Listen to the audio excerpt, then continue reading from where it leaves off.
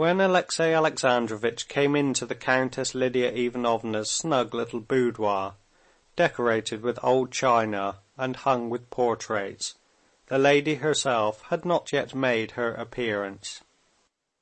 She was changing her dress. A cloth was laid on a round table, and on it stood a china tea service and a silver spirit lamp and tea kettle.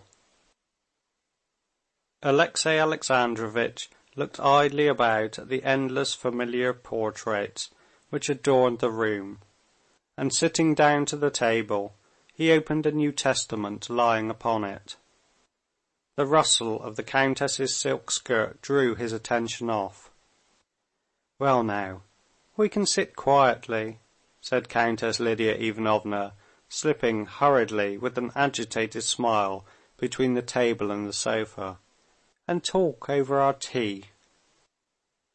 After some words of preparation, Countess Lidia Ivanovna, breathing hard and flushing crimson, gave into Alexey Alexandrovitch's hands the letter she had received. After reading the letter, he sat a long while in silence. "I don't think I have the right to refuse her," he said, timidly lifting his eyes. "Dear friend, you never see evil in anyone." "On the contrary, I see that all is evil, but whether it is just." His face showed irresolution, and a seeking for counsel, support, and guidance in a matter he did not understand. "No," Countess Lidia Ivanovna interrupted him, "there are limits to everything. I can understand immorality," she said, not quite truthfully, since she never could understand that which leads women to immorality. "But I don't understand cruelty. To whom? To you.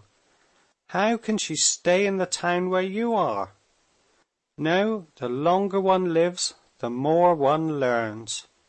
And I'm learning to understand your loftiness and her baseness."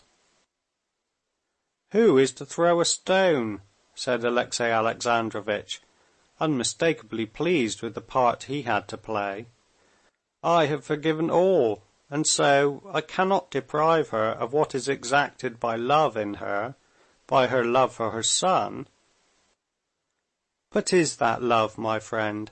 Is it sincere?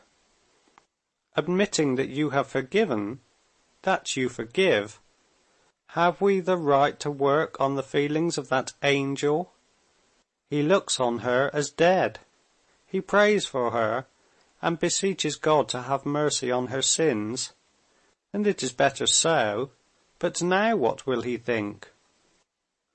"I had not thought of that," said Alexey Alexandrovitch, evidently agreeing. Countess Lidia Ivanovna hid her face in her hands and was silent. She was praying.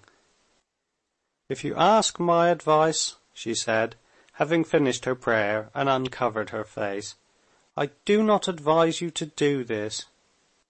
Do you suppose I don't see how you are suffering, how this has torn open your wounds? But supposing that, as always, you don't think of yourself, what can it lead to? To fresh suffering for you, to torture for the child. If there were a trace of humanity left in her, she ought not to wish for it herself. No, I have no hesitation in saying I advise not, and if you will entrust it to me, I will write to her." And Alexey Alexandrovitch consented, and Countess Lidia Ivanovna sent the following letter in French.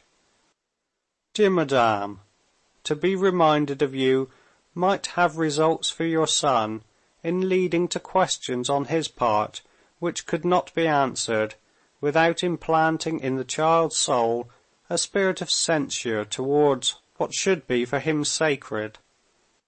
And therefore I beg you to interpret your husband's refusal in the spirit of Christian love. I pray to Almighty God to have mercy on you. Countess Lidia." This letter attained the secret object which Countess Lidia Ivanovna had concealed from herself. It wounded Anna to the quick. For his part, Alexey Alexandrovitch, on returning home from Lidia Ivanovna's, could not all that day concentrate himself on his usual pursuits, and find that spiritual peace of one saved and believing which he had felt of late. The thought of his wife, who had so greatly sinned against him, and towards whom he had been so saintly, as Countess Lidia Ivanovna had so justly told him, ought not to have troubled him. But he was not easy. He could not understand the book he was reading. He could not drive away harassing recollections of his relations with her, of the mistake which, as it now seemed, he had made in regard to her. The memory of how he had received her confession of infidelity on their way home from the races, especially that he had insisted only on the observance of external decorum and had not sent a challenge, tortured him like a remorse. He was tortured too by the thought of the letter he had written her, and most of all his forgiveness, which nobody wanted, and his care of the other man's child made his heart burn with shame and remorse. And just the same feeling of shame and regret he felt now, as he reviewed all his past with her, recalling the awkward words in which, after long wavering, he had made her an offer. "But how have I been to blame?" he said to himself. And this question always excited another question in him, whether they felt differently. Did their loving and marrying differently, these Vronskys and Oblonskys, these gentlemen of the bedchamber with their fine calves? And there passed before his mind a whole series of these mettlesome, vigorous, self-confident men, who always and everywhere drew his inquisitive attention in spite of himself. He tried to dispel these thoughts. He tried to persuade himself that he was not living for this transient life, but for the life of eternity, and that there was peace and love in his heart.